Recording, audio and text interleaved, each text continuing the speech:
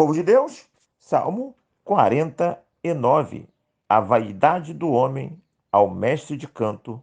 Salmo dos filhos de Corá. Ok? Nós temos aqui, meus irmãos, nesse salmo, assim como em outros salmos, o velho dilema, onde o rico, ele persegue, ele maltrata, ele explora o pobre. Nós temos aqui o velho dilema do Velho Testamento, onde nós vemos as injustiças sociais, nós vemos ricos que vivem em função da sua riqueza e não só apenas esquecem dos pobres, mas exploram esse pobre, né? Jesus Cristo uma vez falou que os pobres sempre tereis convosco. E desde o Velho Testamento, desde que o mundo é mundo, existe essa realidade aí entre ricos e pobres, né? Sem distinção. Há pessoas piedosas pobres e há pessoas que não são piedosas ricas, né? Há pessoas que servem a Deus que vivem sempre no sufoco e há pessoas que não servem a Deus que têm uma vida cheia de bens, de realizações dentro desses aspectos de realizações humanas. E isso é o que é chamado de problema do mal, do porquê que essas coisas acontecem. Porque a doutrina da colheita, né, da semeadura, nem sempre se vê manifestada em todos os lados. Às vezes você vê justamente o contrário. Quem plantou mal acaba colhendo bem. E quem plantou bem acaba colhendo mal. Isso aí você vê em aspecto geral. E aí surge uma grande questão.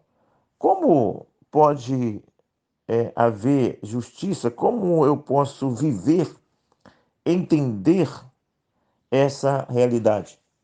Lá no Velho Testamento, nós temos aprendido, estudado, que o desenvolvimento, a teologia sobre uma vida após a morte é um desenvolvimento, uma teologia, um ensinamento gradativo. Temos aprendido que os hebreus, eles não tinham essa teologia ainda muito firmada como nós temos hoje, entendeu? Não há umas declarações muito firmadas, um tratado sobre isso, vamos dizer assim. Já no Novo Testamento, isso é muito forte, isso é muito certo, concreto e falado em abundância. Mas isso é um desenvolvimento do filme. Na sua escrita, no seu filme, Deus ele foi trabalhando, revelando isso, trabalhando aos poucos. Os judeus, naquela época do Velho Testamento, tinha pouco conhecimento disso. A perspectiva do judeu era muito para essa vida, entendeu? E aí, nos debates teológicos, sempre vai ter aqueles estudiosos, né, aqueles teólogos, que vão olhar assim esses textos aqui, como tem exemplo aqui, não, aqui está falando sim. Aí sempre vai ter um outro grupo de teólogos, não é bem isso que está dizendo, não, eu acho que não é bem. O salmista não tá dizendo isso. Para alguns é muito claro, né, que o salmista está com um pensamento no vida após morte. E para outros, não. Uma coisa é certa, isso realmente foi um desenvolvimento.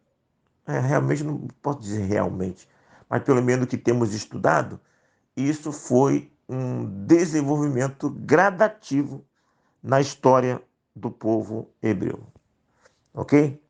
Para nós hoje, que vamos ler esses textos aqui, nós que já fomos educados na teologia do Novo Testamento, automaticamente vai ver, vai olhar aqui, não tem como pensar diferente. Entendeu? Sobre uma realidade de vida após morte. Nós automaticamente já vamos ler, já vamos interpretar, já ver claramente isso aqui, porque nós já fomos educados em uma nova realidade, de uma teologia pós-morte já bem desenvolvida.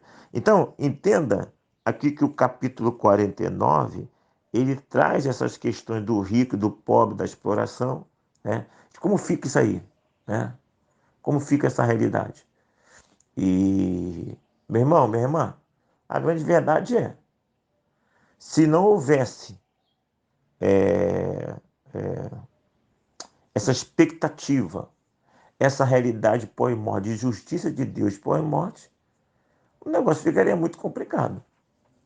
Porque, de fato, o caminho seria comamos e bebamos, porque amanhã morreremos, e viveríamos como na selva.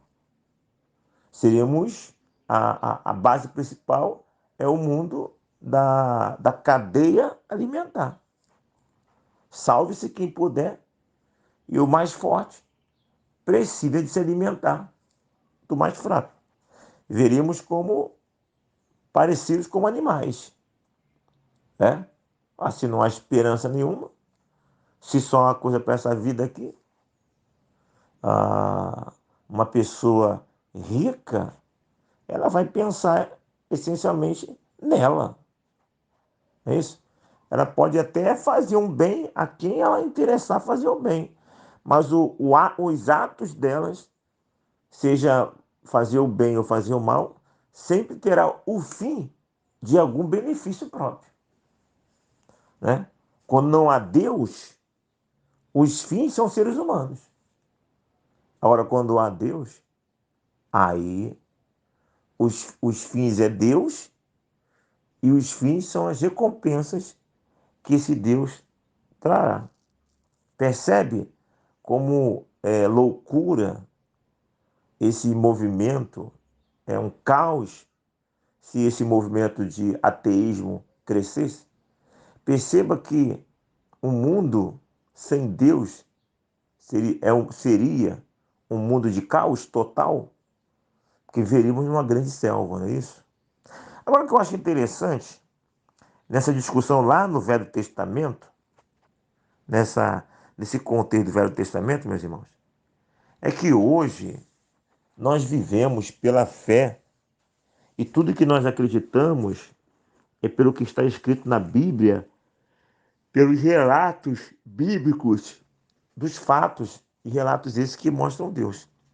Só que lá no Velho Testamento está muito claro que, parece, né, que está muito claro que essa concepção de vida após a morte não tá muito tratada de maneira muito clara, mas também no Velho Testamento não há que discutir de que esses hebreus tiveram fortes experiências com Deus. A experiência de vida do hebreu não é igual à nossa, de crer em Deus pela fé, de crer em Deus pelos relatos deles. Não, os hebreus não tinham a Bíblia que nós temos, mas tinha a manifestação visível de Deus.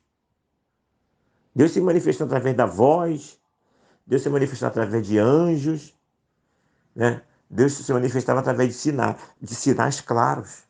Não havia dúvida nenhuma de que existia Deus. No Velho Testamento não existia figura de ateu. Não tem isso, não tem como. Velho Testamento não existe uma figura chamada ateu.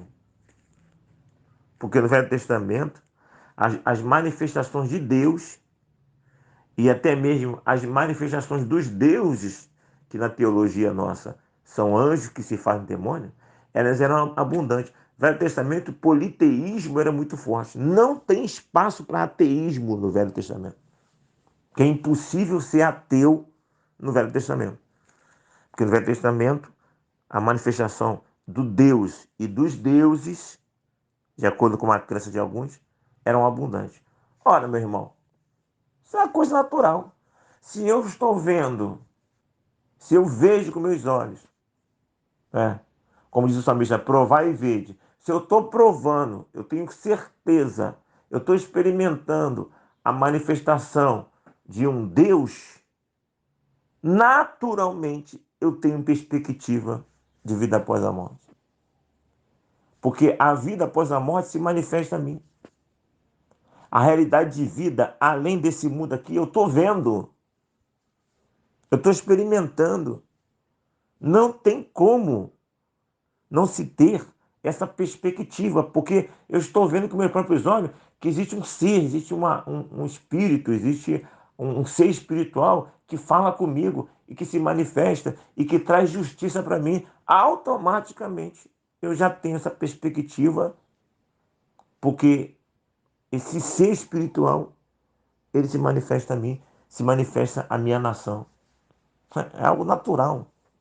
Mesmo que não tenha uma teologia aqui propriamente dita, essa perspectiva brota naturalmente pela própria experiência. Uma criança, ela não, antes de ela aprender a ler, a escrever, ela já aprende muita coisa pela observação. Já aprende muita coisa pela observação. Não tem como ela não aprender pela observação. É isso. Né? E aí ela vai vendo, ela vai ouvindo, ela aprende a falar porque ela vê pessoas falando. É isso. Não precisa nem ensinar ela já produz sozinha. Por quê? Porque ela está vendo. E o ver, a experiência de ver, produz resultados automáticos.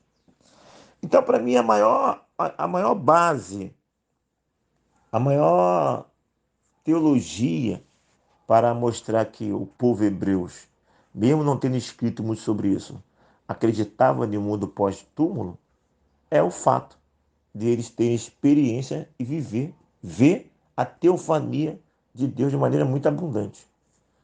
E isso, e a perspectiva de vida pós-túmulo é um resultado natural, que é impossível não ter esse impulso natural de uma vida pós-morte, de uma vida que é além de matéria, porque o Deus que ele se relacionava não era matéria, era espírito. Entendeu? E eles têm as histórias também do passado, não é isso? Tem a história de Enoque, lá no passado. Tem a história de Elias. Entendeu? Eles cresceram ouvindo essas histórias de Elias, de Enoque. É isso? Entendeu? Então, não tem como.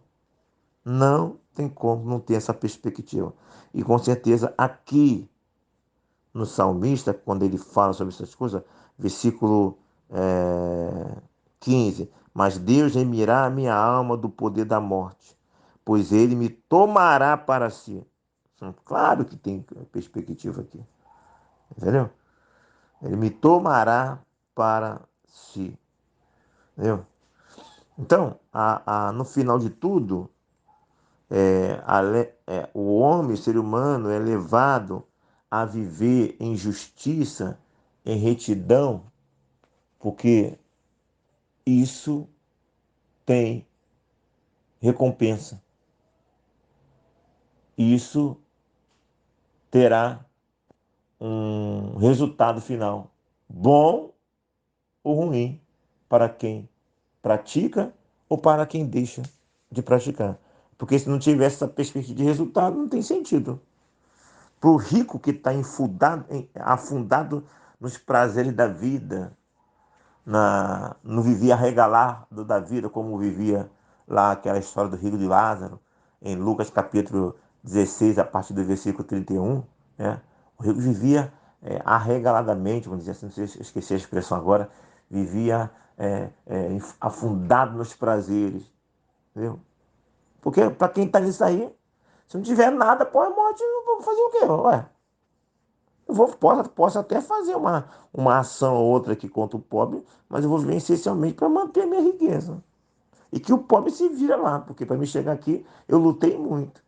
Para chegar aqui teve muita corrupção, para chegar aqui teve muita luta, né? Tive que matar, me defender. Que cada um viva e lute do teu jeito. Ele pode ajudar, mas a ajuda dele vai dar sempre com a primícia, desde que não me prejudique. Agora, quando ele tem uma perspectiva, as coisas mudam completamente. Ok? Então o Salmo fala sobre essas questões, né? Eu deixo aqui para a meditação final o versículo 5. Porque hei de eu temer nos dias da tribulação, quando me salteiam a iniquidade dos que me perseguem, dos que confiam nos seus bens e na sua muita riqueza se gloriam. Eu? Então, por quê? Não vou. Tá vendo? O rico estava lá, eles perseguiam, viviam em iniquidade, se não tivesse esperança nenhuma. Aí ele coloca assim, ó, por que hei de eu temer? Então, a esperança do salmista é Deus. Ele focava em Deus, entendeu? Porque ele sabia que a justiça dele, o bem dele, estava em Deus. Eu lembrei aqui para encerrar de um filme que eu vi, Mostra-nos o Pai. Já falei algumas vezes na igreja sobre isso. Se você não viu no YouTube o filme Mostra-nos o Pai, é uma indicação muito interessante para você assistir. E uma das partes que me chamou a atenção muito nesse filme é que um jogador de, acho que é handball, né, aquele esporte nos Estados Unidos, acho que é handball, ele é futebol americano, ele estava com sede de Deus, sabe? A vontade de conhecer Deus estava muito grande, mas ele não via bons exemplos dos cristãos que ele conhecia. Até que ele conheceu um que deu um bom testemunho, que estava no auge da carreira. E no auge da carreira ele teve lesionou o joelho. E ele ficou fora do grande campeonato, do grande momento da vida dele. E aquele outro jogador que estava com sede de Deus, que sabia daquela dor, ele ao conversar com esse colega jogador cristão, ele viu um colega alegre, feliz, normal, encarando aquele mal na boa. Aí ele ficou curioso com aquilo, ele já viu uma diferença nele, do comportamento dele. Até que esse homem que lesionou o, o joelho e foi questionado, ele falou assim: eu estou muito ansioso para ver o que Deus tem para fazer com isso. Porque ele entendia que aquele acidente no joelho, o lesionar no joelho dele, tinha propósito de Deus. E ele não estava focado no campeonato que ele não poderia mais participar, na grande glória que ele poderia ter. Ele estava ansioso para saber o que Deus iria fazer por meio daquilo. Pô, aí aquilo mudou, aquilo ali foi sabe, uma mensagem que entrou no coração do outro amigo que estava com sede de Deus. Ele aí começou a conhecer Deus, começou a conhecer Deus, começou a conhecer Deus, começou a conhecer Deus. E até que entregou a sua vida a Cristo. E lá na frente, depois, aconteceu a mesma coisa com ele. Porque o homem que lesionou o joelho passou a ser técnico. E esse homem que foi influenciado, que lá na frente também lesionou o joelho, passou a ser técnico também. E teve grande sucesso como técnico. Talvez um sucesso que não teria como jogador. Mas a grande verdade ali, o grande ponto desse negócio aí, é que a pessoa está falando assim, ó, ele está vendo Deus diante de todos os acontecimentos. Tá? Ele está vivendo uma tragédia. Assim, Deus tem o controle de todas as coisas. E eu quero ver Deus, quero ver o que Deus tem. O que Deus tem para fazer diante dessa situação. Então, diante das perseguições, diante dos conflitos da vida, ao invés de se focar no problema, no quem está fazendo o problema, de quem está perseguindo, focar em Deus. Bom, eu não sei porque Deus está deixando acontecer isso aqui. Eu não sei quais são os propósitos de Deus, mas eu sei que ele tem propósito. E minha grande missão é procurar entender esses propósitos de Deus e me associar a eles. Quando a gente foca em Deus e não no problema, e não quem está ocasionando o problema, meu irmão, o caminho é muito mais curto. A dor é bem menor. Porque eu estou vendo Deus no negócio. E não o ser humano. E não o diabo. Sempre Deus. Sempre Deus. Entendendo que todas as coisas contribuem para o bem daqueles que amam a Deus. É isso. Se não inscreveu aí no nosso canal, lembre-se, a tua função é ajudar, nos estimular. Em 10 segundos você faz isso. Clicou aqui no se inscreva, se inscreveu. Dê um like lá, rapidinho, 5 segundos. Depois, se quiser fazer uns comentários, faça. Se inscrever, na verdade, não passa de 5 segundos. Faça isso. Ajude o nosso canal, nos estimule. A nossa função é produzir. A sua função é dar o seu like, é se inscrever, é comentar. Aqui, pastor René Ricardo, pense em todas essas coisas e que Deus nos abençoe.